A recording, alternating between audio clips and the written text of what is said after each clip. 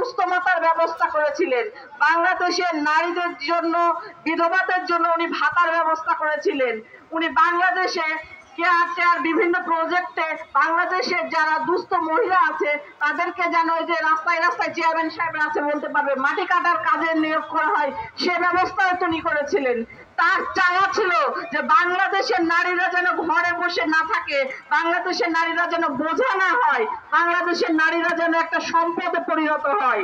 আমি সেই নেত্রীর অনুসারী, আমরা সেই নেত্রীর অনুসারী হিসাবে আপনাদের কাছে একটাই চাওয়া, আমরা সামনে নির্বাচনের সময় আপনারা সব সময় মনে রাখবেন যে আমাদের ভোট আমরা দিব, আমরা নিজেদের বিবেচনা অনুযায়ী দিব, কোন দলের বা কোনো বিশেষ কোনো ব্যক্তির কথাই দিব না, দেখে শুনে বুঝে দিব, যারা আমাদের নারী বান্ধব তাদের জন্য দিব। আর এর মধ্যে আমাদের রাষ্ট্রনায়ক দেশনায়ক তারেক রহমান 31 দফা নিয়ে আসছে, সে 31 দফাতে কিন্তু আমাদের নারীদের জন্য বিশেষভাবে বলা হয়েছে যে এখানে একটা নারীদের জন্য ফ্যামিলি কার্ড থাকবে, যার মালিক থাকবে এই নারী, যেখানে এই নারীদেরকে বিভিন্ন রকম সহযোগিতা করা হবে, তাদের চিকিৎসার ব্যবস্থা করা হবে, তাদের চাল ডাল সহ নিত্য প্রয়োজনীয় জিনিসের ব্যবস্থা করা হবে। তো সবকিছুর মালিক কিন্তু এখানে করা হয়েছে নারীকে, নারীর পারিবারিক মর্যাদা বৃদ্ধির জন্য এবং সম্মান বৃদ্ধির জন্য।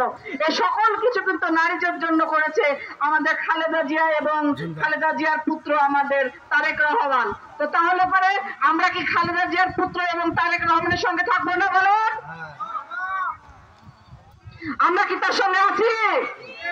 আমরা কি ধানের শীষে ভোট দেব সামনে? আমরা জানি যে আপনারা সবাই ধানের শীষকে ভালোবাসেন, তাছাড়া এই দুপুর বেলাতে রোদের মধ্যে এখানে এসে কষ্ট করতেন না। আমি বেশি বক্তব্য দিয়ে আপনাদের ধৈর্যচ্যুতি ঘটাবো না। সবশেষে আমি বলতে চাই যে যারা এই অনুষ্ঠানের আয়োজন করেছে, আমি নাম বলে ছোট করছি না, কারণ একজনের দুজনের আয়োজনে অনুষ্ঠান হয়নি, সবার প্রচেষ্টায় পৌর বিএনপি, উপজেলা বিএনপি, আমাদের ডিএম জিয়াউর রহমান ভাই, আমাদের টুটুল ভাই, আমাদের মালেক ভাই, আমাদের রাজ্জাক ভাই, আমাদের শাহাদত ভাই, আমাদের